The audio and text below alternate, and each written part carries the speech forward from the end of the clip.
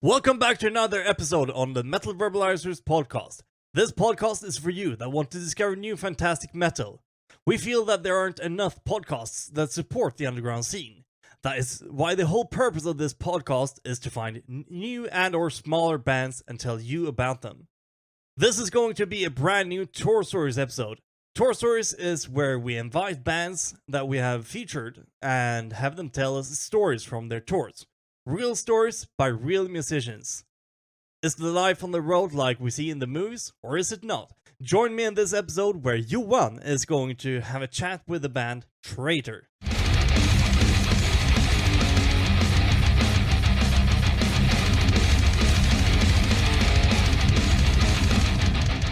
All right, so we have another Tour Stories.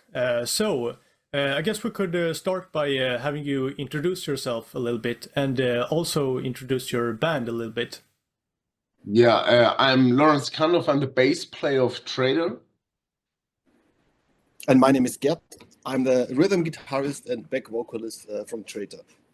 Yes. Right, great. And we are a German thrash metal band. And yeah, we're playing old school thrash metal. And maybe you guys heard of us. Our last album was Exile to the Surfers. And we had a live album, Teutonic Slaughter, last year. And now we're working on new stuff. And we are happy to be here at the Metal Verbalizer podcast for some nice tour stories. All right, great to have you. Lawrence, I like your hoodie. Thanks. Yeah, it's my Christmas hoodie. Yeah, it's still a Christmas hoodie. Yeah. Yeah, but yeah, obviously I'm a great fan of Trator, and I'm super happy about the latest album. I guess we could go ahead and talk about some stories you guys prepared. Well, yeah, I was thinking we had that.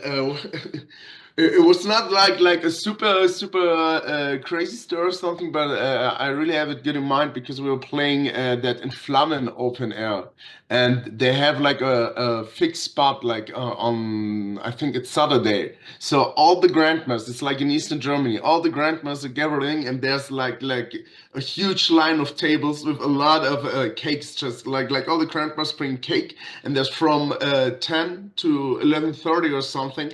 It's like everyone gets like coffee and cake, and like all the guys like playing in bands are sitting there, like all the fans are sitting there next to each other, and they're like super sweet old grandpas just giving you cake and all stuff. And like behind that, there's like grindcore playing as a first band, and I really had that is a nice memory of about like touring the summertime in Eastern Germany for festivals there. So that was a good one.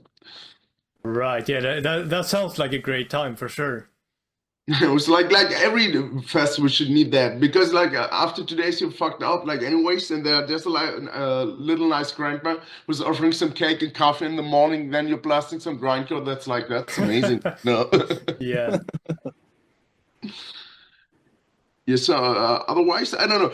Yeah, you remember the once when we were playing that one time in Kassel, and we had that artist house organized. You were sleeping tonight. Yeah, you got like the artist building, and we were like thinking like, yeah, okay, with the artist, there's like a house for that or an apartment or whatnot. But you can tell the story was like this creepy one. Yeah, we arrived in the middle of the night in the artist apartment, and you're like, okay, it looks a bit strange. It looks like an 80s horror movie where the killer is around the corner or something like that. And every room had its own theme. Right. It was very creepy, and I think I slept in the most creepiest one because this was this was the only room with just one bed. So there were like I don't know the English word. Teddy bears or something, like puppets, like frog hanging impaled. Yeah, with nails in the eyes on the wall, like everywhere.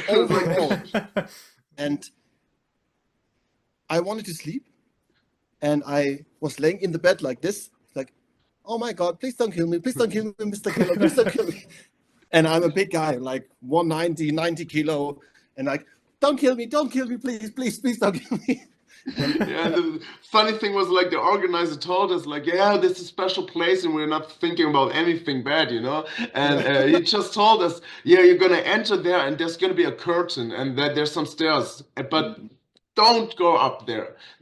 And you can do anything, but don't go up there. So we didn't. But like every room was like as Gerd said, like themed.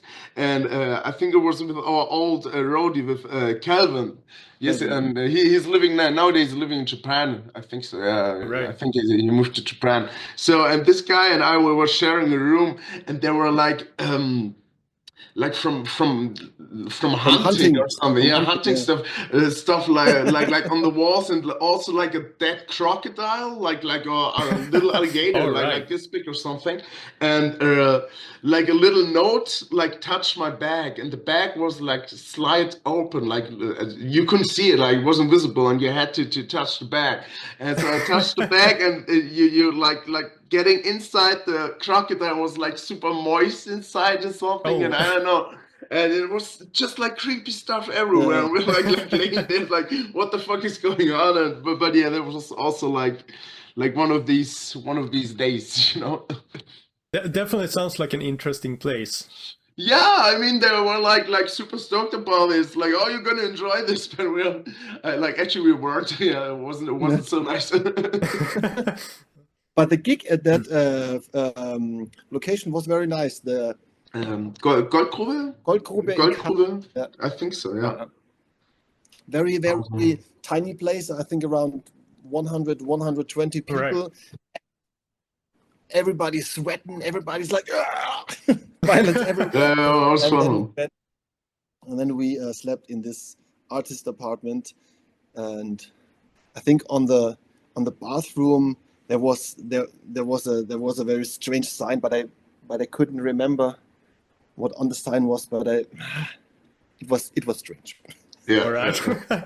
This is some stuff like that, but I think actually like it's so, but super fucked up stuff never happened to us. Like I don't know.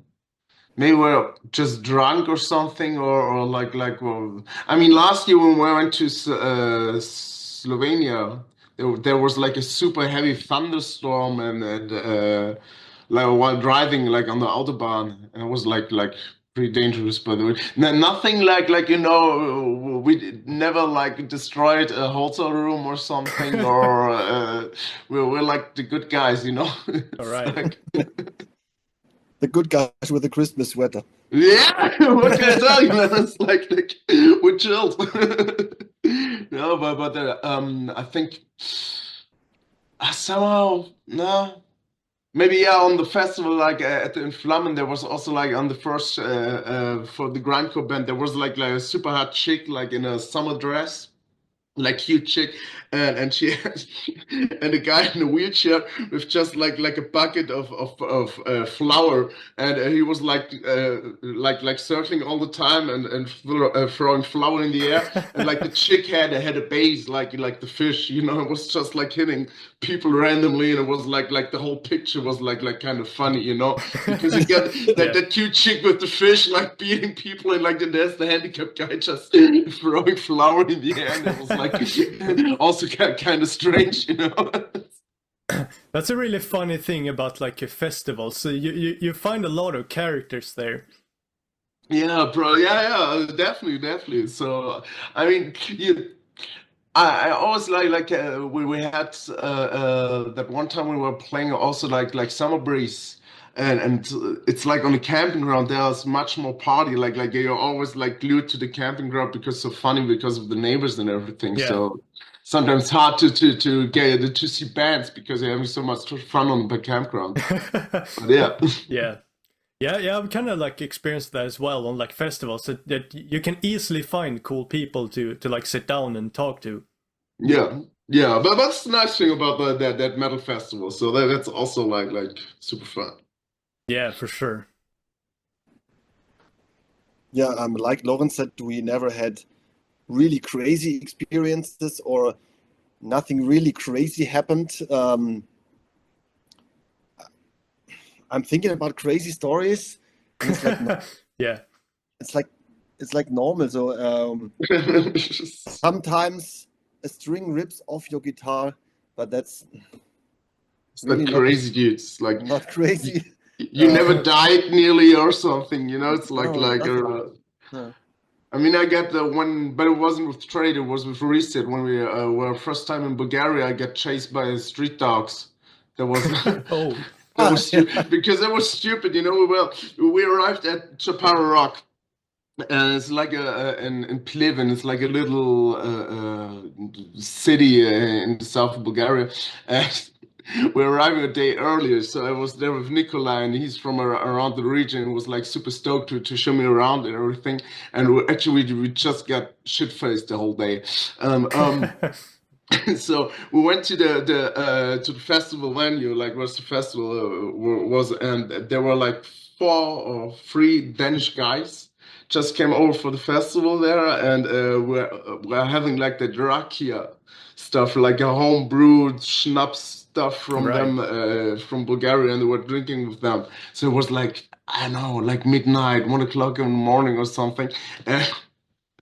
So they were like, okay, we are going to bed. I was, yeah, I'm looking for a bunk too. So we had that big containers, so which were equipped with beds and everything, and like the houses, they also got that roll gates which you can pull, and all right. they were all looking the same, and I was fucking drunk. It was in the middle of the night, so I was I was walking there, and I hear behind me like tap tap tap tap tap tap. I was looking back, oh, there's nothing. Walking more, and I tap tap tap tap tap all the time. Like looking back, I was, there's a dog. Okay, nice dog. And it was like next dog, next there was 3 dogs. Oh fuck, there are 3 dogs. And I was like running from left to right like that. It was like, where the fuck is the fucking building? Where's the fucking gate? And just did a rabbit jump like to the back again, and I thought like, if somebody is like on a balcony and just looking around like, yeah, this fucking motherfucker like running from left to right, chased by dogs like that. And you know, the environment was like in hostel there. You had like all that trash yard beside the road, and it was like, yeah, now I'm gonna die like that. So I was like, if you're telling the story now, it's fun, but in the situation was a little bit scary, you know. Yeah. I was kind of comment that as well. It's like that's a type of thing that when it happens, not very funny, but it's often that type of stuff that you can kind of like laugh a little bit at afterwards. Yeah, for sure. And you know, the more it deadly gets, the more the funnier it is, you know. But you have to survive it. Yeah, definitely. Yeah. Now, but on the other hand, that's I think we're just like to. Yeah, well, we're not like 15 anymore. We're like, playing music and having like 2 beers after the show, maybe more sometimes, yeah. But actually, we're like not that big hotel room destroyers, and I mean, we never get into fights with the. Did we get in a fight with the organizer or something? I think No. once like want to screw us with the fee or something. But that wasn't like worth of a story. And I don't know. I mean, on the other hand, like now, now we're like more concentrating on writing new songs, and I think we already have like 13 or 12 or something. Yeah. We're just gonna jam that out and hopefully record it this year. Right. And then there's something new coming up, but on the other hand, we're just playing a live shows a lot this year. Also, like I mean, we published the latest concerts when we're gonna play. I think next one's gonna be like this month. We're gonna start. I think now, and we're gonna start. 15th of February Yeah. in Right. Switzerland. Yeah, right. Switzerland. Yeah, going to our neighbors. Right. Actually, I was actually gonna ask you about that. If you have any like plans for the future regarding like releases and stuff like that. Yes, as I said, like we're working on it, and I mean, for my taste, we're always too slow. But actually, like in 22 we released that Exile, 23 we released that Teutonic Slaughter, 24 we played a lot of gigs and we were a lot of touring, and now we're gonna record the new album, finish the demos with everything. and it just takes time. But yeah, we're on it. There's Right. gonna be new stuff. But then I also assume that the next release is going to be a full-length album. Yes. All right. Yeah. So the last one was a little bit not like an actual full length. So you're right. So we need to step up with that, and at least there are gonna be 10 new songs in it.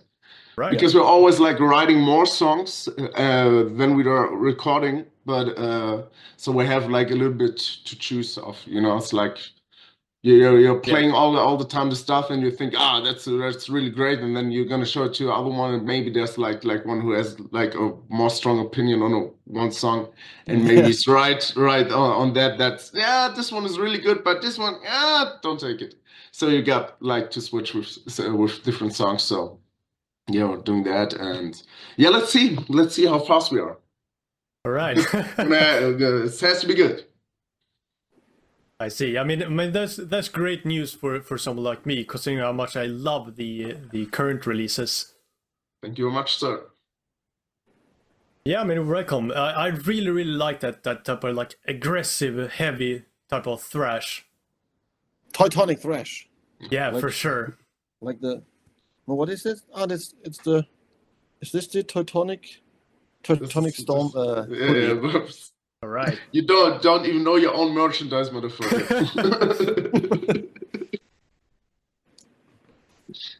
But yeah, I guess if you guys want to talk about also like something that I hear from a lot of people is that like Germany is kind of like a sort of capital for metal. It's like it's very few people that are like more dedicated to metal than Germans, from what I've heard. So like, would you like to talk a little bit about the scene in Germany and how it is to play metal in Germany? We've got a lot of festivals. That's true, of course, and you got like that areas in Germany which were or are famous for the metal scene. Like if you go to North Rhine-Westphalia, Ruhrpott, Essen, Creator, Sodom. Yeah. Going to Frankfurt area, it's like Tankard.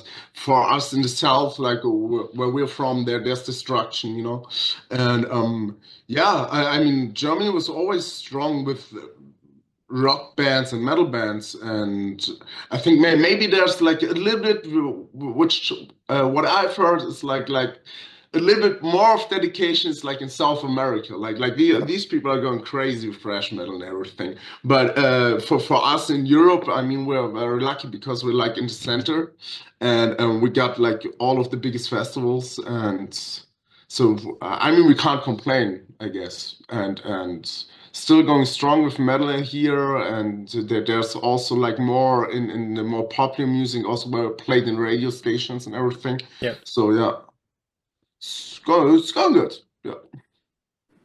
Yeah, I mean that's kind of what I've heard. It's like it's either like Germany or South America that you usually hear people talk about in that sense. Yeah.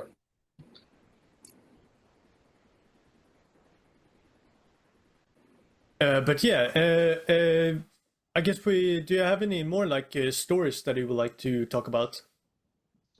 I don't know. It's like as we said, with working on a new record, we're starting touring now, or like having like different shows all over the year now already, and mainly focusing on finishing the record.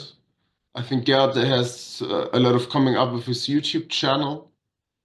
You just did something today with that American beef tuna and all. It was from with that company Two Notes from France, and I'm doing this thing called YouTube, and doing gear demos and all that stuff, reviewing amps, and yeah, like you see, there's a lot of Right. guitar amps and cabinets, and that is my biggest hobby. Right. But we are all working full time, so this is just a better hobby. I see. And yeah, besides the band, I'm doing this YouTube stuff, reviewing high gain demos.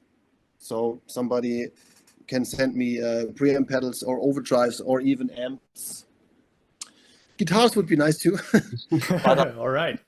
But I'm more addicted to amps. I'm a tube amp guy forever, and I also love the upcoming digital solution. And that is a bit concerning because you are seeing a trend from people or musicians not using amps anymore. Maybe that's because it's the digital age now, and the digital stuff is great, and it's so easy. It's lightweight. Yeah, but I'm very enthusiastic about amps and analog gear. Yeah. So I'm always trying to bring my amps or one of my amps with me, and when we have space, also cabinets. But that's very less the case. Yeah. All right. Yeah, I mean, well, I'm not really a musician myself. I would probably have a very similar opinion regarding that, I think. Yeah, because it's hard to explain for a not musician. So, Gert, what's that with your? Why you always bring your tube amps? And yeah, I fucking love them. They sound great. They feel great. You have to carry them around. They're heavy and That's the most exciting thing about lifting all the heavy stuff for all the stairs. Yeah, that's Yeah, like everything that's we're looking great. forward to. I'm Yeah. looking for- That's cool. That's cool. Yeah. Heavy music requires heavy equipment, so to speak. Yes. And more equipment means more ass kicking. Yeah, that sounds reasonable to me. And I've seen so many shows from behind the stage or something like that, where big bands are bringing their huge full stacks, Marshalls, 10, 20 Marshalls or something like that. And then behind all that is It's one camper, right? a camper or a quad cortex nowadays, or even Right. smaller little digital devices. And that's all for the show. Yeah. And often these cabinets or something like that, they are just empty. There's no speaker in it. Yeah. No electrical components. That's just for the show. Yeah, I've heard about that as well. That they're actually like empty if you look from the backside. Yeah, well, but on the other hand, you don't have to carry it, and it's like you see it and you think it's great, but nobody has the time and the energy to carry like 20 different Marshall boxes. Come on, and I mean for a band like our size, I mean we got production and everything, but if you like.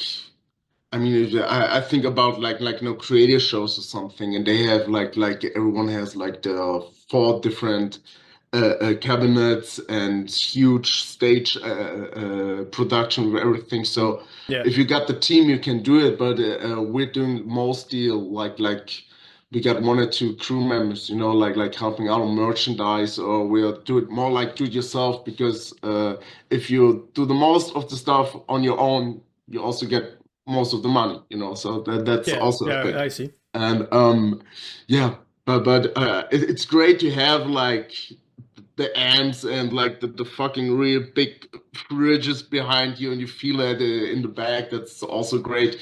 But if you have to carry that shit all the time and you need the logistics, so that's a pain in the ass. So it's vice versa.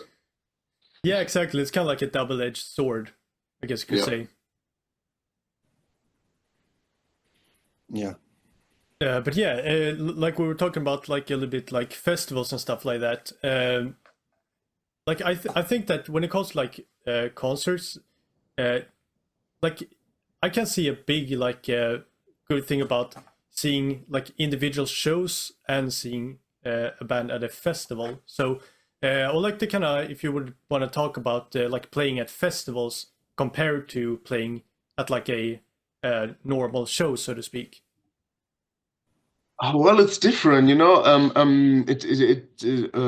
depends like on the size of the festival or on the venue, because if you're playing big shows like Summer Breeze or Wacken, They have, I mean, the good thing is that you don't have to carry anything because everything is provided there. So there you can use like all the heavy stage equipment because it's already there.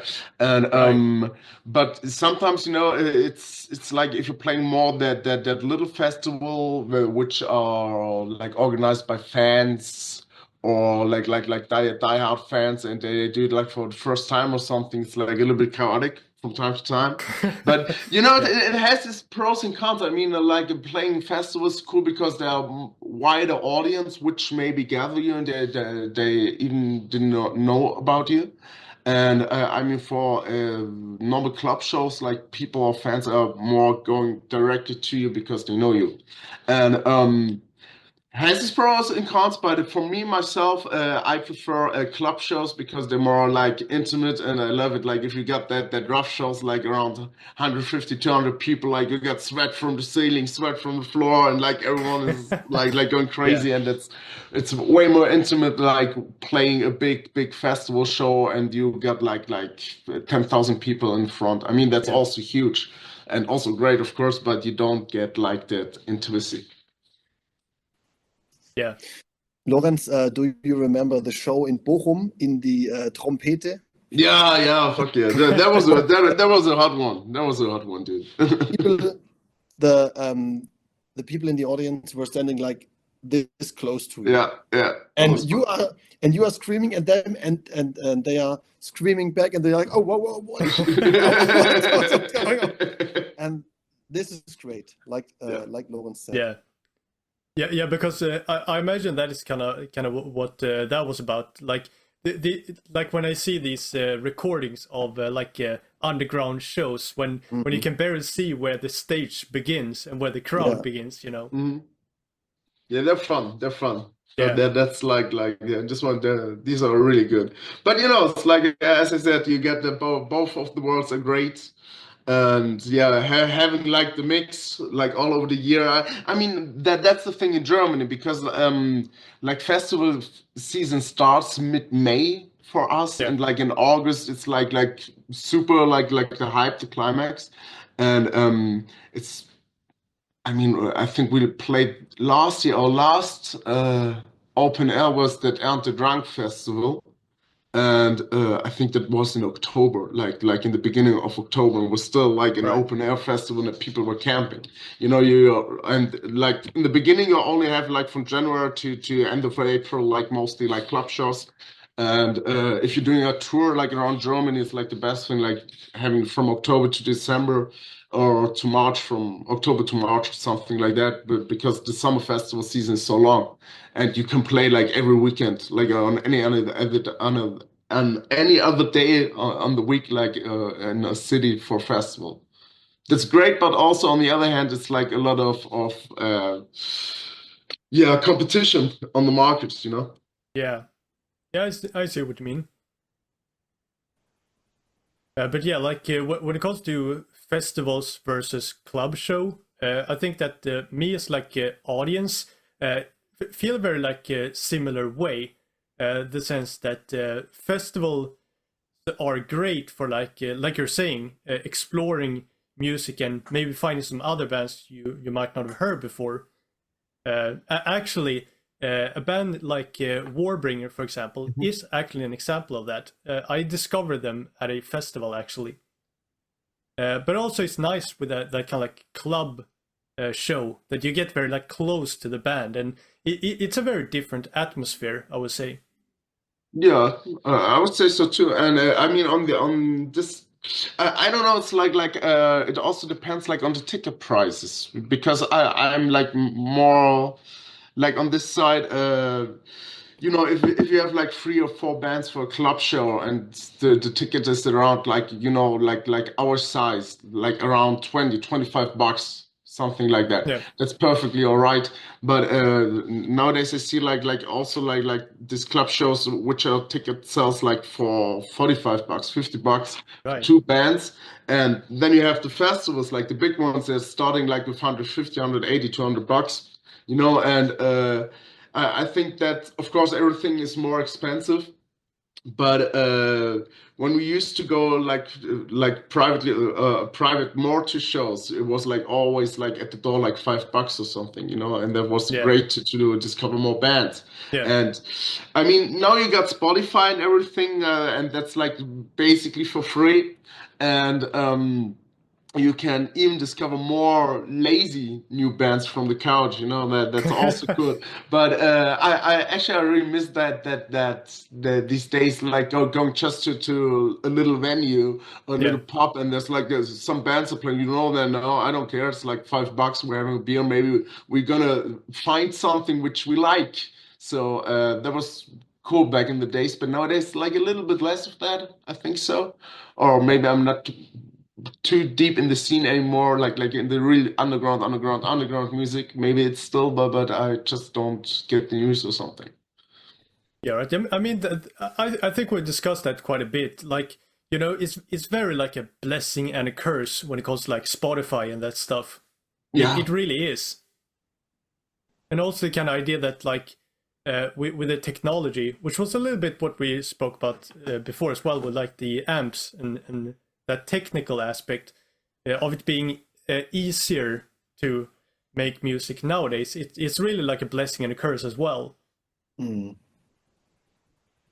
I mean, you get more the competition, and I think what did I read like every day you get an upload from 180,000 songs only on Spotify, you know, and that's like daily.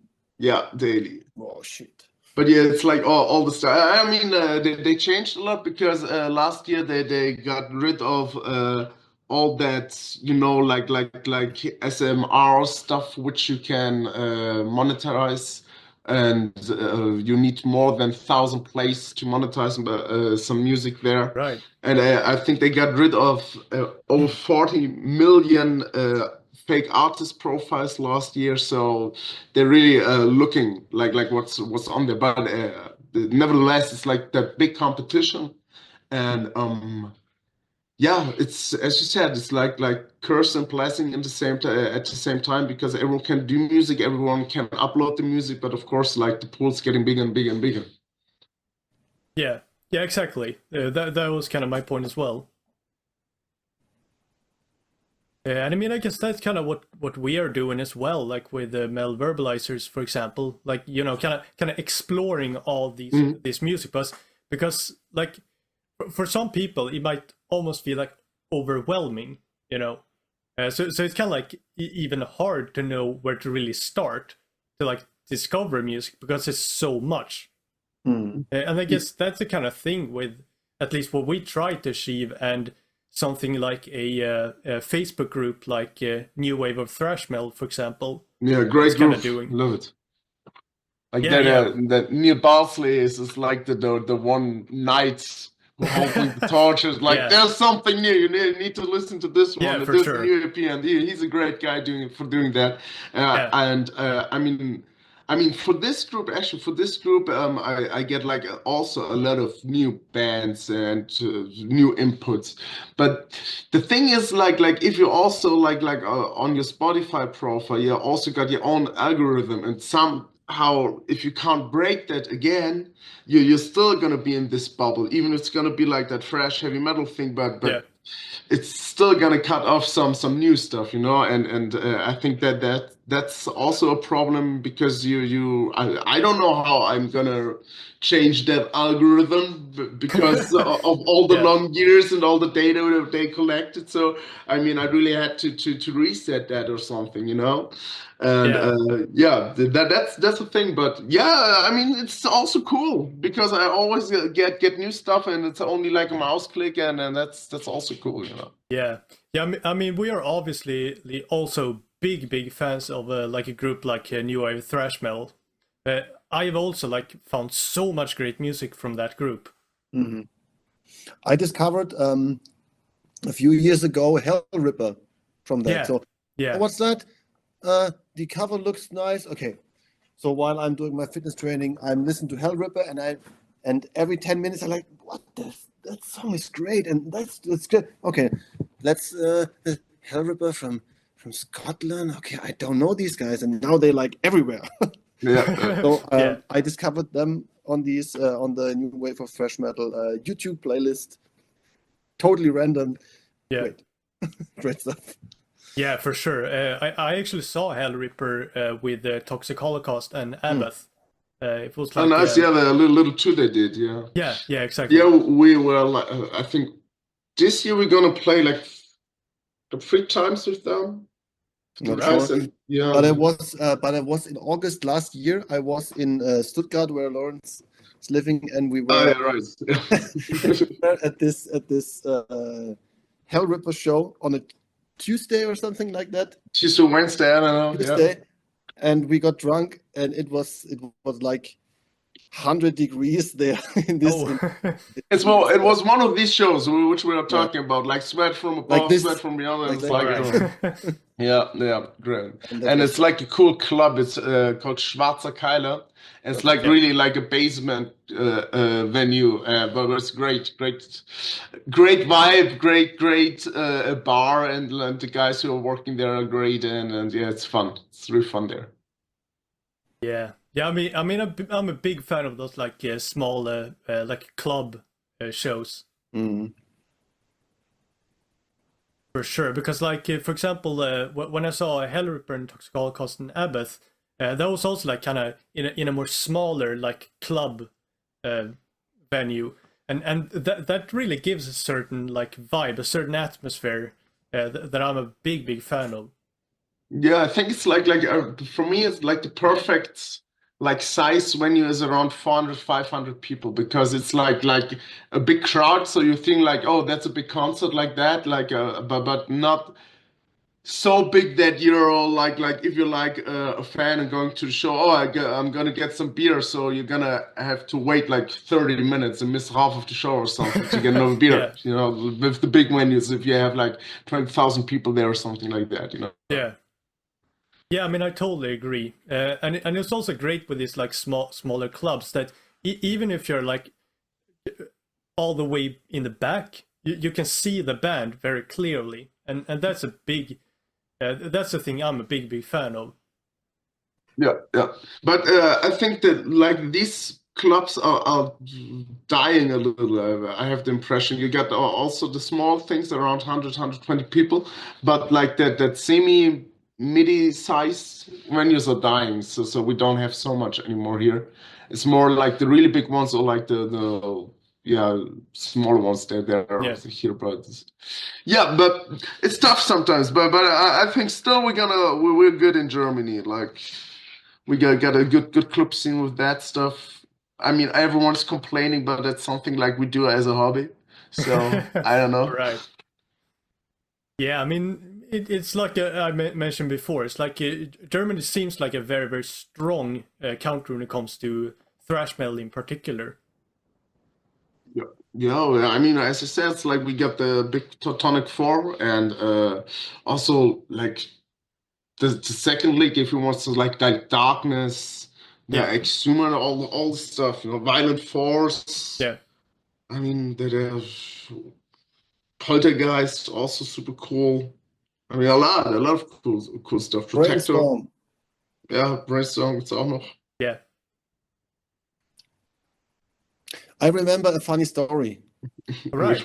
We played at the last Bang Your Head festival in 2019, and it was the last or the one before the last song. Yeah, I think.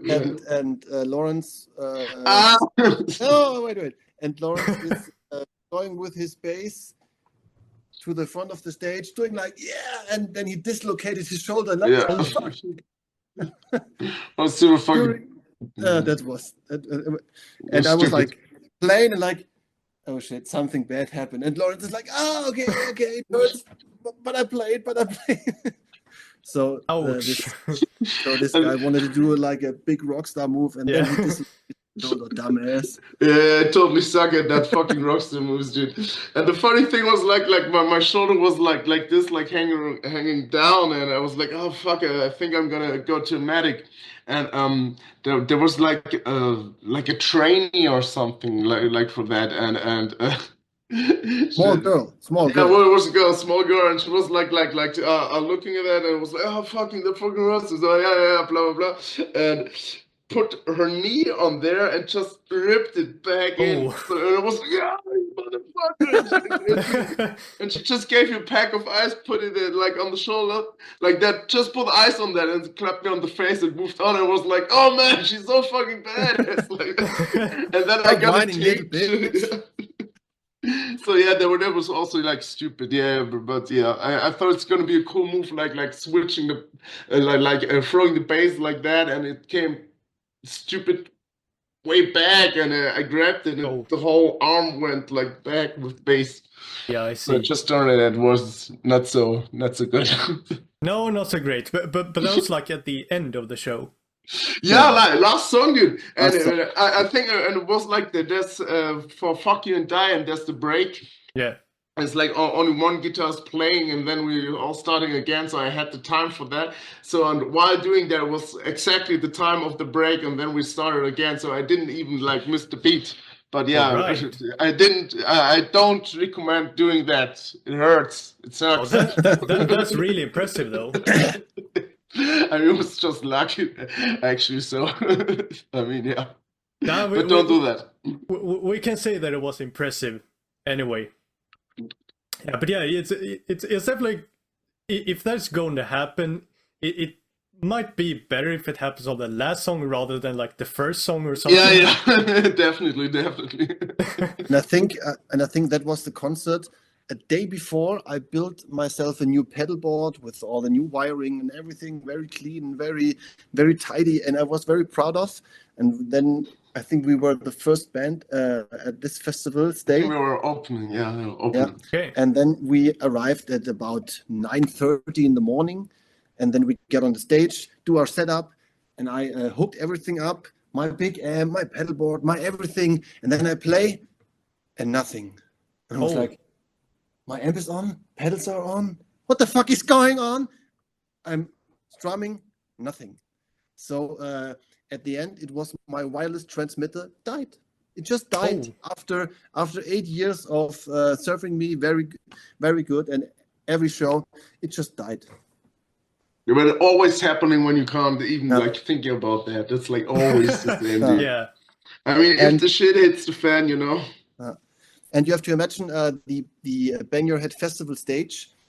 They had 2 big artificial hands made out of steel. Left and right side of the stage, so you can stand on them. And we played the Bang Your Head Festival in 2014, and I was so nervous that I was standing on the hands, and I said to myself, if we ever gonna play there again, I will walk with my wireless on this hand. And I couldn't do it because my wireless didn't work, so I had to borrow a 6-meter cable or 7-meter cable from the venue, and I could barely walk to the end of the stage, and it was like, oh man, come on. And now it's a huge stage. It's like 40 meters wide or something. Right. It's huge, fucking huge, like 3 meters high or something like that. And like with that metal hands, they can like throw fire and everything. And yeah, you can do it again. And I was so excited, but I couldn't do it. And then and now we don't have the festival anymore, so they did survive Corona, and sadly the organizer died, and so there's no second chance, third chance actually for that. So you fucked up. Maybe on the same festival side, there's other festival, the RV Bang Festival, where we are also in the where our rehearsal room is. And they are doing this festival, RV Bang Festival. And it's on the same festival site. And it has the potential to grow very big. So if they are growing big, I'm going to say, build me fucking hands that I can stand on. Yeah. I'm going to demand my metal hands. We'll see. We'll figure that out. If that's going to happen, that's going we find it. Yeah, for sure. Let's hope it does. For sure. Hopefully, yeah. I mean, we're booked. Like it's gonna be a great show. That's in August. and No, they doing that in July or No. August. I don't know. July. Okay, Right. in July. And I think they're doing that no, I know they're doing it just for the second time. So the first one was they put it up like in 2 months or something, like really like last minute just as a try, and they had like 3,000 people visiting, so it wasn't Right. bad like for 2 or 3 months preparing for everything, and now they did like proper for the whole year. And so we're very excited because, as Gerd said, we are in that building, which is like a rehearsing building for like 8 or 9 bands. And yeah, you're always like helping each other out with everything and with the organization, or if you get like a good company for t-shirt prints or something like Yep. that. And yeah, it's like always like co-working with them. So we're excited to play that thing, and hopefully it's going to be a success, but I'm very positive about it. I'm putting the link to the festival in this chat here. All right. There are So you can already check it out. Yeah. There are already some big names like Dragon Force, Gravedigger, Destruction. All right. We Trator. Yeah. Hermann Frank, Legacy. I'm seeing here on the flyer. Mystic Prophecy, Burning Witches. I think Wizards Rumors is there, our friends from Wizards Rumors. Fireborn 2, Wizards Rumors, Black and Damned. And they like from our area. Reset, and Lawrence is playing twice. Yeah. All right. Friday and Saturday. Yeah. That's kind of interesting, playing twice on the same festival. Yeah, I mean, I get Friday and Saturday, so I'm just gonna stay there. So it's easy for me. So if you're interested, you can have a look at it. Yeah, for sure. All right. Other cool stories? I'm thinking about. Did we had any show, Lawrence, where we can't play, where we set up? No. Just shortened the set because of. I thought about that. I think that Mise Open Air, like one of the first ones, where was that heavy rain and the stage were like collapsing to the side because of the heavy rain, and there was like. Oh, it was like collapsing? Yeah, it was. It really, the rain was super fucking heavy, and they didn't secure like the stands of the stage, and so they had like that angle, and Oh. and I don't know, was it that Mise or I can't. It's been I'm not sure. really like at least 7 years ago or something like that. And there was like a friend of mine, which was also like in the organizer team, and they were like, "Oh, you like weed? We know that." So they baked me hash brownies, and I had that before the show, and was like, "Yeah, I can take that." And it was like super fucking strange because I was super fucking high playing that super fast music, and the stage is like that, like a little bit shifted, and there was like an emergency call, and like everywhere was like blue lights, and we had to stop for a few songs. And I know. you remember that? Which festival was that? That was not Mise, that was from another heavy metal club, and it was a very small concert. We drove all with my car at that time. It was like 2000. It's fucking Zed or something. 13 or 14. Yeah. I remember that show, yeah. Yeah, it was like super strange because the emergency car came, and then the stage is like this, and I'm super fucking baked like on stage, and like, oh, what the fuck is going on? So, yeah, it was a fun one too, but yeah. I remember a bit funny story. Another gig in Switzerland at a very, very small venue. Okay. And Lawrence was not there. It was. Oh, you had that in Waldshutingen? This one? No. I'm going to look it up later. Ranger or something was it? I think I was in Iran at that time because I used to work in Iran for free like most or something. It's Zurich or Lucerne. I'm not sure. I don't know. It wasn't even on the same continent. Yeah. And it was also a Tuesday. and Andreas, Matthias, and myself were driving to Switzerland to play the show. And then we are playing, like we always do. And the stage was like from Euro pellets, so 4 Euro pellets attached to each other, or 6, and that was the stage down in the cellar. And we're playing, and I think the capacity of the location is like 60 to 80 people, so double the size of my cellar room here, or something like that. Right. And we are playing the show, and then the fog machine is spitting out the fog, and it's like, yeah, great atmosphere, lights everywhere, and the fog machine keeps spitting out the fog, and it's getting foggy, and it's getting foggy. And Matthias was like 1.5 meters left from me, and I turned left. Shit, where's Matthias? And you could barely see 1 meter ahead of you, and I was screaming to the FOH technical guy, "Hey, stop the fog machine, asshole! What are you doing? What are you doing?" And the result of everything was that Matthias' guitar bag was falling down onto the button where the fog is keep pushing. And so Matthias' guitar bag was on that button the whole time, like 15 minutes, and the fog machine, and you couldn't see anything. And I think at that concert there were like 40 to 50 people. Just smoked them out, right? Yeah, and we still thought we were playing in front of these people. And after the concert, the fog turns away because the doors are open, and like 5 guys were left. Oh, what a great Tuesday gig! Yeah, sometimes shit happens, you know. Yeah, I mean, the problem with something like that happening is that because of the fog, you probably don't see it very well. Yeah, exactly. And I thought, what a great atmosphere with fog and all the lights, but Yeah. it happens. Huh? Yeah, but that's very interesting. I mean, like it was only like 5 guys left. Yeah.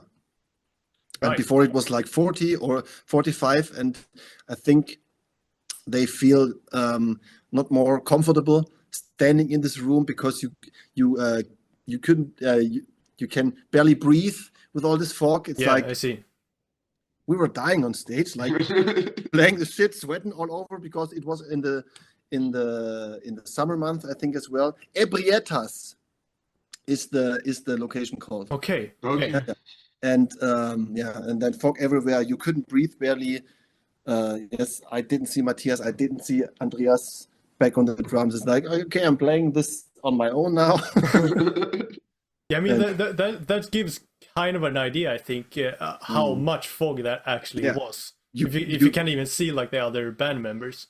Yeah, you can't imagine. Okay, it was that much. Yeah. But great fucked food. it up. We got very great catering, Switzerland food at that day. So that was worth it, like smoking out the whole yes. building. So okay, so, well done, good job, Kat, good job.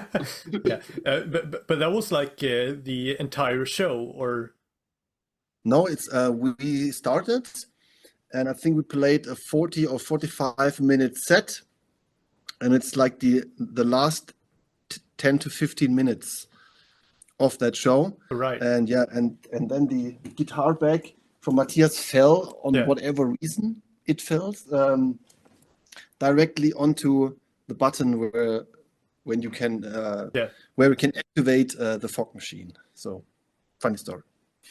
Yeah. I mean, at least it didn't happen in the beginning. Yeah. There we go again. It's like always good to fuck up in the end. So. Yeah. I mean, it's kind of like it's kind of like unlucky, but it's also kind of like a lucky version of the unlucky thing, you know? Yeah, exactly. I know what like the saying is in English, but it's kind of like that, you know? It's Glück im Unglück. Yeah, exactly. Yeah, Glück im Unglück. Where are you located? I am located in Sweden. Sweden, okay. It's like outside Stockholm. Mm. So, did we had any funny stories with our drummer? I'm thinking about. It's like every other show, he's ripping his bass drum apart because he's so violently playing the bass drum, and then the bass drum moves, and then he plays like, and then something is missing, and you see him hitting the snare and crawling under his drum set to readjust anything. What the fuck is he doing? Yeah, singing at the same time, right? Like that. Yeah. And he was in the first 5 years or something. He's always hitting with his snare and the rim of the snare. So he had always his knuckles, blood knuckles everywhere, and it was blood spreading everywhere onto his snare. And like on every show, he's like, "Oh, I hurt myself again," and it was like this thick on his knuckles. Oh. Yeah, but we got a lot of pictures. There's like if you go on Facebook or Instagram, you see a lot of like bloody snare drums and open knuckles and anything like that. Yeah. But yeah, actually like stuff like that really happened a lot. I've got like a scar here and like a little horn because Gerd just hit me with his guitar like really early days, like 2012. 13 or something. Sorry. Like we were playing in Schweinfurt, I think, like that's near Würzburg, like Bavaria region, and so there was also like a death or black metal band before us, and they had like that fake blood, and yeah, he hit me with his like head of his guitar really hard there on my head, and it just like bursted open. So, but we were way more metal than the death metal, black metal band because they use fake blood. We do it in real life, you know. Yeah, but stuff like that's like happening all the time, like somehow. Right.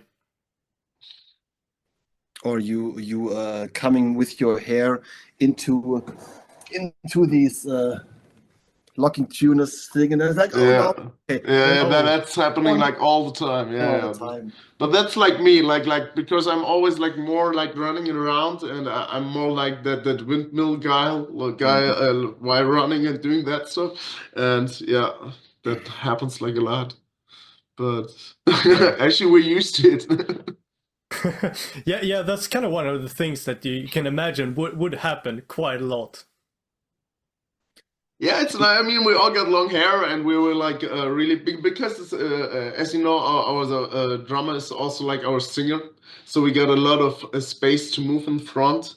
Yeah. And we're always like doing back vocals, and we're switching mics all the time, so it's also like a lot of running on stage. Very active, yeah. Yeah. I mean, I think that's a very cool thing, you know, with the bands being like that. Because I think it really adds a lot to the, show, so to speak. Yeah, I like that too, but I mean, with Trator, they're like people that's like more like hate it or love it. Like we also got like, or we still get like a lot of comments like, oh yeah, you need like a front guy, and we're but like everyone has that, so we don't have to do it. And yeah, hate it or love it, take it or leave it, we don't care. Yeah. So, but we get that also, like, oh, if you had like a guy like in the front, that would be like that cherry on the cake, but we like it how it is because we can move a lot, and I think we can compensate that. A lot of people are saying, your main vocals are from the band, from the playback. Yeah, like where's the singer playing playback? No, it's the fucking drummer. Like, behind us in the fog. Yeah. Yeah. That mystic figure. I think that's kind of an interesting argumentation as well. It's kind of like, okay, you need like a proper front man because that's how so many bands have it. Like that could also kind of be turned the other way around, and as an argument why you shouldn't have that or why you shouldn't need that. And we would, for us, it wasn't like it was more like an accident because Andy used to sing. Also, we used to have like in the early days like for 2 years or something, like a different Andy, and he played Right. drums, and our nowadays Andy who plays drums and is a singer, just did the singing, and so he experienced like both of that stuff, and it's like he likes it more to sing and playing drums. So Yeah. he experienced both of that, and he decided to do like double duty. And I really like that because I mean, if you think about it, you also got like Exciter used to Yeah. have like the singing drummer. Then you have Phil Collins. Autopsy for Collins. Yeah. Yeah. So it's not like per se like something like super exclusive, you know. But I mean, like most of the bands, of course, have like a real front man or girl, you know. But we don't. Funny side note, I know 7 people who are playing drums, and they are called Andreas or Andrew. It's like when you are a drummer, you have to your name has to be Andrew. Like it's like All right. it's like that. Yeah. So if we ever going to search another drummer, his name has to be Andrew. Yes, like you get Right. like that super fucking maniac is also super great with everything, and it's named Paul. No, Yeah, sorry, can't do it. Can't do it. So that's gonna be like the first question on joining the band. Yeah. What's your name? Of What's your course, name? like Andrew. Yeah, you can join. You don't even have to apply for the job. Just have the right name. You also can suck. So we're gonna figure that out. As long as your name is Andrew. Yeah. All right. Yeah, but yeah, also think about that kind of thing, like you're saying that I think that if the band is moving a lot and like or really into it, I think that will also like kind of reflect on the audience, that the kind like audience will get also like kind of extra excited about that, and if the audience get extra excited, that might also make the band extra excited, and it kind of like goes back and forth like that. I can Yeah, but imagine. there are like these two types of fans at a show. Like the one guy is like always like in the front and moshing like a maniac, Yeah. and there's the other ones who are just in the back like that. And then, no.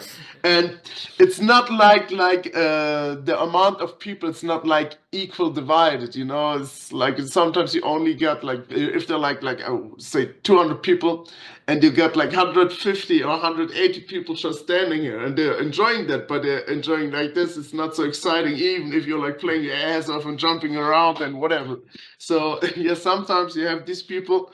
And I'm also surprised with that because you're sweating like a motherfucker, you know, and like oh, you don't enjoy that. I have Yeah. to bang hard and all the stuff, but they're just like yeah, great show. At the time of my life, I really appreciate it. Okay, sir. And now Thank you. and now work. I paid you for the show. Yeah, entertain me, peasants, like that. Yeah. So for me, it's like when I'm going to a concert, looking at a band, and they are very active, and it's not coordinated. So they are living this activity in the moment it happens. So that's real shit for me, and we are doing like this. Yeah. So we're moving all the time and doing all the crazy movements. There are parts where we stand in 2 minutes at the same place and just headbang our head off. It just has to happen in that specific situation. Yeah. At least for me, it's like when I know there's this specific riff comes from, and then I get super excited, and then like and then the whole energy and the whole adrenaline is coming out of me, and I think that's what attracts the audience the most. At least it's Yeah, I totally see what you mean, and I would probably say that I totally agree with that. Yeah, because I don't hate nothing so much like acting, like it's all planned. It's just like a choreography. What is it? Same in English, dude. but I totally see what you mean, and I definitely agree. I mean, it depends, you know. It's like if you're going to a metal show, to a thrash metal show, I don't want to see like opera stuff, you know. It's like more a raw energy thing, and but if you're going to, I don't know, to a Rammstein show, I mean, that's the whole fucking show is like an event, you know. Everything's on fire, and that has to be planned, you know, and that's I something think that different. makes sense. That's something different, and yeah, but it really depends like what you're listening to or what you're watching like as a show. So you know, did I saw Dimo Borgir at Wacken, and they had like a whole orchestra in an open air environment, and that's like stupid because you don't get the atmosphere. You need like a big hall or something like that with a little bit of echo in it, and you got like all that orchestral stuff, and you're at the huge open fields and everything, you know, it's like a waste, you know. It's, I mean, it looks cool, but it's a waste for the sound, you know. It's like you really have to figure out where to do that. Yeah, that makes sense. But it kind of also like some things like kind of requires its own specific context, so to speak. Yeah. I mean, it's you know, if we're doing a show, it's like more, as gets said, like about the energy, and if we can do it like in the last recording with the live album, that we also did like a DVD with that, and you can watch it on YouTube. And if you're buying the CD, there's a QR code in it with the whole show, and which we what we've done like at this show, we had like that flamethrowers and all this stuff, and that was like for the active, like acting, if you want, like with the flames and everything. Yeah. But I mean, that actually wasn't even planned. Like we don't know like when they got a fire. It's like the guy who did it's like, yeah, I think now it's the right time to do so. And sometimes you're like a little bit too close to it, and then it's like throwing like a 50-meter flame and stuff like that. So I mean, that's that Reactor 4 live clip on YouTube, so you can see this was the huge flames and everything. And if you're like a little bit too close to it, I mean, you gotta recognize you're too close to it if that's gonna happen. You know, it's like just one. And now your eyebrows are gone. Yeah, like that. Yeah. Stuff like that can happen, but that's like actually like something which is like in that production in it, but nothing like, I don't know, like with stage figures and some acting on that. And I think you can use stuff like that as special effects. If I'm thinking about Slayer, like when you're having that live shows and they did like Raining Blood, and they just poured like red liquid about the on the venue and everything. It's like on the people, it's like super cool stuff like that. So, but that's nothing like choreography, or I don't know, like playing opera or something. It's like more that raw energy, and But so like you didn't know like when the fire would come, you know? Yeah, we neither. So that's also exciting for us. You know? Yeah, that's definitely interesting. Yeah. So every time that flames hit in front of us, I thought, okay, now my guitar is melting. It was unbelievable hot. Yeah. Yeah, I can imagine that would make it really, really hot. Mm-hmm. That's fun. That's like super cool. Love it. That's cool. Yeah, because like from the audience, often when you have that like power technology, you can kind of like feel the heat yourself. Yeah. But you can imagine like the people on stage are even closer to it, and they are playing and like are very active. So yeah. Yeah, I mean, you have to experience that. It's like angled, like you don't hit the people because that would suck. But we had really that big flamethrowers was like, I don't know, don't want to lie, but at least like 50 meters flame, like in the sky, like angled through the over the audience. So you had it also like in the back and everything. It was pretty cool. We had some great shots of that. Also, like the whole stage was on fire and everything. So it was a good show. I will put the link in the chat. Yeah, do it. All right. To the video. Yeah. All right. Sounds great. Yeah, you have to. Oh, we have to go to Sweden to play a show there. So Yeah, that would be great. So we have to experience that live, and we're having a beer or something. Yeah, for sure. That sounds like a great plan to me. Yeah, so maybe like this year's could happen, but I think more in the end of the year, and then it's also like fucking cold in Sweden again. Yeah. Maybe summertime would be cool, like Sweden Rock or something, or playing that Yeah. one. I have to apply it, just yeah. But it's gonna happen. It's gonna happen. Yeah, sounds great. But yeah, we also have like some smaller festivals. It's very very unfortunate because one of my favorite festivals like kind of announced that they wouldn't like do any more festivals, which is very very unfortunate. You know, which festival? It's called the Gävle Metal Festival. You never heard of that. So was it a big one or like a middle, smaller? Yeah, it's kind of like a middle smaller. They're kind of like more into the like more extreme stuff. Yeah. I actually have a patch in the back here on the festival. I just only can recognize like Exodus and like Toxic Holocaust and I don't know, rest can't. Where's the trash patch? Yeah, where's the Trator patch? Yeah, but like on that festival, it was like I've seen bands like Marduk, Dark Angel, Massacre, Cool. Possessed. I've seen there. Creator. I've seen there. That sounds nice, but and they don't continue or No, like unfortunately not. But they haven't like said for sure, but they've said that they won't do any like they haven't planned any more festivals for now. Okay. I think it was like because of money issues. Probably it's 99% of the issues is about money. So yeah. Well, maybe they're gonna continue with like smaller stuff or something like that because like if you had like a big venue or like a name in the festival landscape and you just like slimming down a little.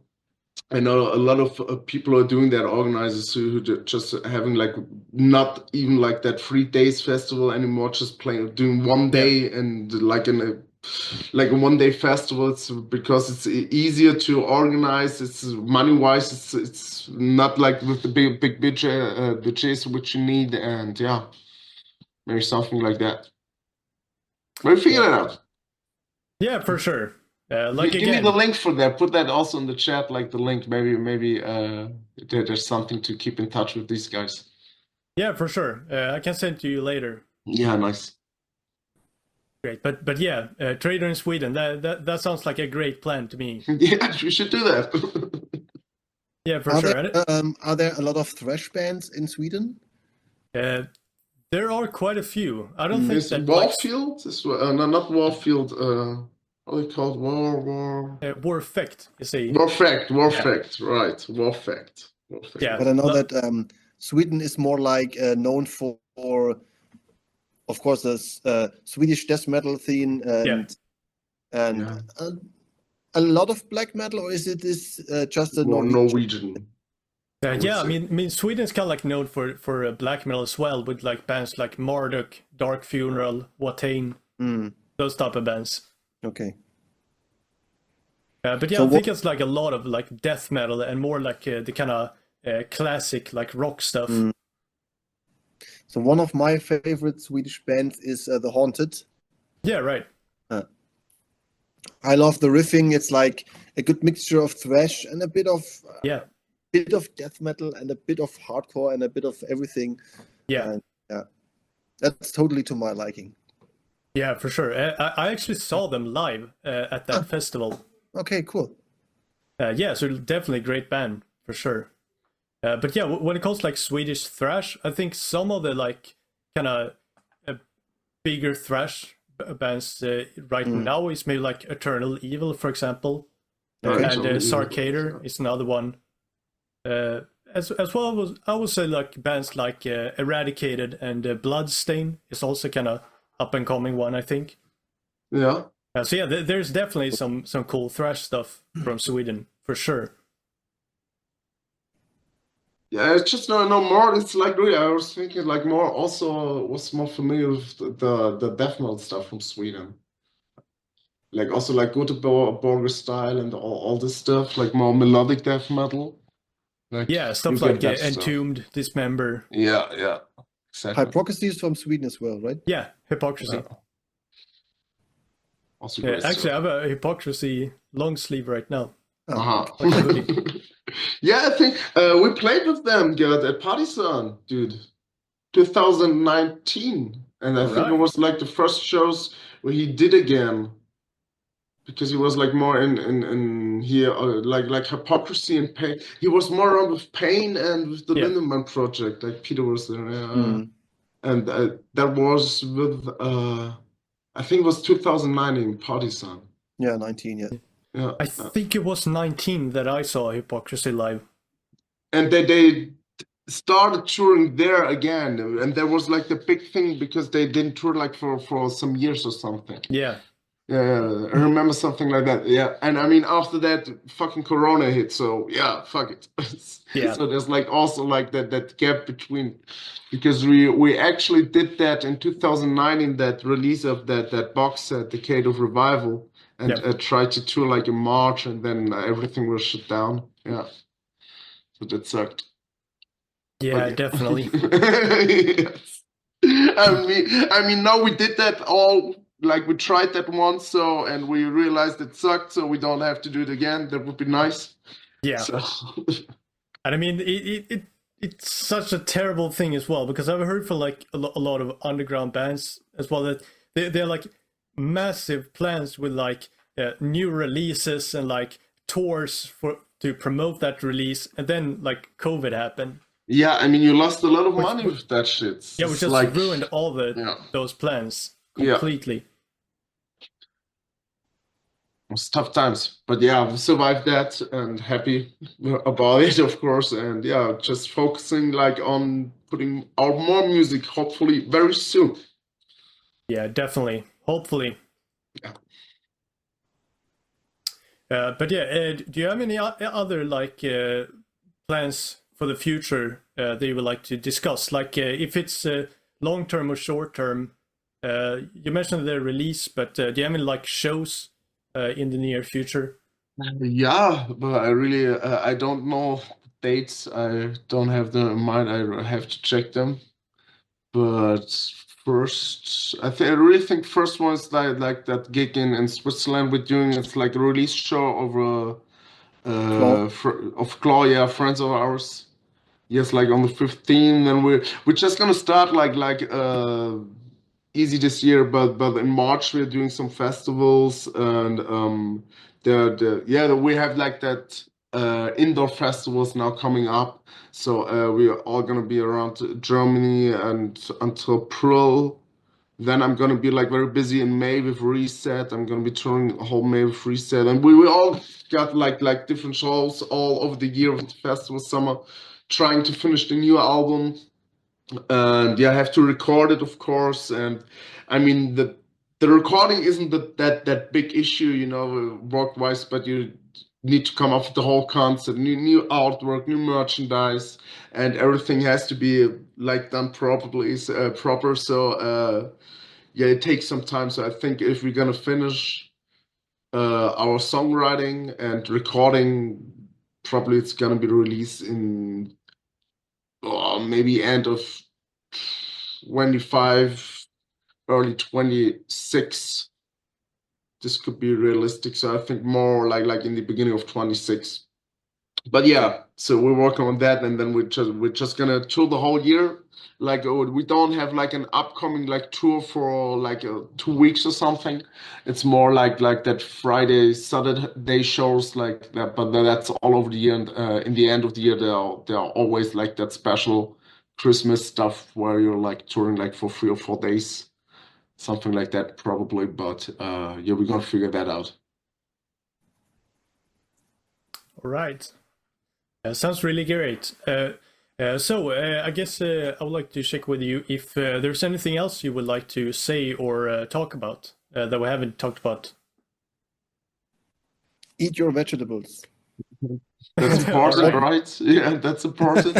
No, I think we discussed like a lot, and yeah, thanks for having us. Like a nice chat with you, and Yeah, hopefully likewise.